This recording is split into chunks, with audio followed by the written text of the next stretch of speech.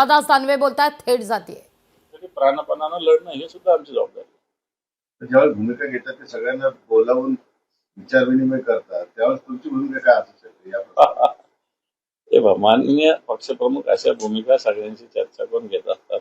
मी सांगितलं ना, मी एक बाकी नेता म्हणून काय भूमिका असायची ती वेगळी असेल, पण या महाराष्ट्रातला सर्वसामान्य मराठी माणूस मला असं वाटतं की सगळ्यांनी एकत्र यायला काहीच हरकत नाही. सुरुवातीलाच म्हणलं की ही चर्चा बऱ्याच वर्षांपासून येत असतात, होत असतात. होतात ना.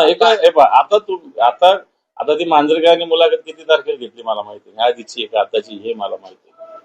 पण ठीक आहे, आता ते आलं असेल बाहेर म्हणून लगेच नुसती चॅनलवर बातमी आली किंवा महेश मांजरेकरांनी मुलाखत घेतली म्हणून हे विषय व्हावा किंवा न व्हावा असं मला वाटत नाही. मला वाटतं याच्यासाठी दोघांनाही बोलण्यासाठी योग्य व्यासपीठ आहे, योग्य यंत्रणा आहे, अनेक गोष्टी, अनेक लोक आहेत दोघांच्या बरोबर हे करणारे, समन्वय साधणारे. यावेळी आले की खेळी तर नाही असं तुम्हाला वाटतो का? बघा, सरळ त्यांनी खरंच मुक्तहस्तपणे राज ठाकरेंनी उद्धव ठाकरेंकडे टाळी मागितले. मला वाटतं मी याविषयी बोललो की ज्याच्या वेळेस उद्धवजींनी एक पाऊल टाकण्याचा प्रयत्न केला, ते पाऊल अडवण्याचा प्रयत्न झालेला आहे ना. 19चं सांगितलं, 24चं सांगितलं, त्याच्या आधीच्या सांगितलं, वेगवेगळ्या भूमिका घेत असताना सांगितलं की उद्धवजींच्या पावलात अडथळा टाकण्याचं काम तर केलेलंच आहे ना, अनेक वेळेस केलेलंच आहे. आणि मग एवढे अडथळे, मग जर असं करायचं तर माणूस प्रत्येक वेळेस एखादं सकारात्मक पाऊल टाकण्याचा प्रयत्न करतो, परंतु इथं सकारात्मक पाऊल आम्हाला तरी कुठे दिसलेलं नाही आतापर्यंत. मुंबई महापालिकेच्या निवडणुकीच्या निमित्तानं एक नवीन खेळी असं तुम्हाला वाटतं का? महापालिका कधी होईल न होईल माहिती नाही, कारण आता कोर्टामध्ये अजून सगळ्या गोष्टी आहेत आणि या सगळ्या चर्चा मी पुन्हा सांगतो की वारंवार होत असतात, निवडणुकीच्या तोंडावर जास्त होत असतात. आता पुन्हा त्या चर्चेला तोंड फुटलेलं एवढंच मी म्हणतो. राज ठाकरे एकनाथ शिंदेना भेटले, आता त्यांनी प्रसार माध्यमातून का होईना उद्धव ठाकरेंना पुन्हा साथ घातलेली.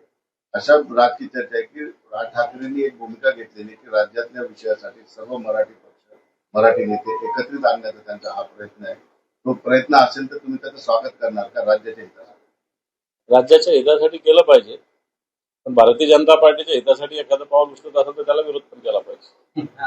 आता तुम्ही बोलताना असं म्हटलं की पावलं उचलले मात्र अडथळा आणला गेला. कोणी अडथळा आणला होता? नाही, उद्धवजींच्या पावलाला अडथळे आणलेच ना.